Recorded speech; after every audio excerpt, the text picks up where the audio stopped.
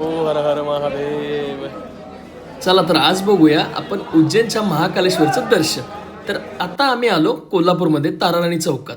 ऊन जास्त पडलं होतं त्यामुळे म्हटलं एखादा आईस्क्रीम घेऊ मिसेसला. मी आपलं मस्तपैकी चहा पिऊ. चहा पिता पिता आमची ट्रॅव्हल आली बॅग ठेवल्या खाली सगळ्या आणि आम्ही आता ट्रॅव्हलमध्ये बसलो.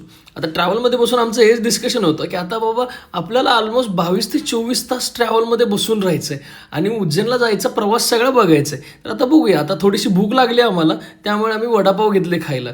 वडापाव खात खात खात आमचा दिवस निघून गेला. रात्री झोप झाली. दुसऱ्या दिवशी सकाळी उठून आम्ही एका ठिकाणी थांबल्यानंतर इथे आम्ही नाश्ता केला. आय थिंक इथून आम्हाला इंदोर एक असेल 70-80 किलोमीटर राहिला असेल. आम्ही फायनली पोचलो इंदोरमध्ये.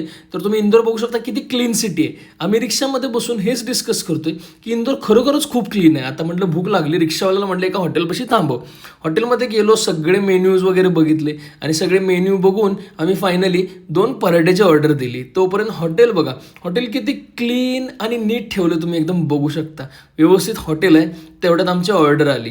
त्याच्यासोबत काहीतरी तिने स्वीट दिलं होतं. श्रीखंड सारखंच होतं काहीतरी पण एकदम छान होतं आणि पराठा पण एकदम टेस्टी होता. माझा आलू पराठा होता. बायकोला घेतला होता मेथी पराठा. आणि आता हे मस्तपैकी आम्ही खाल्ल्यानंतर आमचं आता इंदोरमधून आम्हाला उज्जैनला जायचं त्यामुळे आम्ही एक लोकल बस पकडली. खूप थकलो होतो आम्ही पण बसलो. आम्ही लोकलमध्ये बसलो. बसमध्ये आम्ही ट्रॅव्हलिंग करायला आलो. तिथं पण महादेवाचं दर्शन झालं. आता बघा बसल्या बघा लगेच बसलं एका लोकलमध्ये किंवा बसमध्ये बसलं की हिचं झोपायचं चालू झालं बायकोचं. असं झोपत आम्ही फायनली उज्जैनला पोचल्यानंतर फ्रेश झालो आणि मग मस्तपैकी भारत माता मंदिर बघायला आलो. आता इथून पुढचं महाकालेश्वरचं दर्शन तुम्हाला घ्यायचं असेल तर पुढचा व्हिडिओ नक्की बघा आणि लाईक शेअर सबस्क्राईब करा.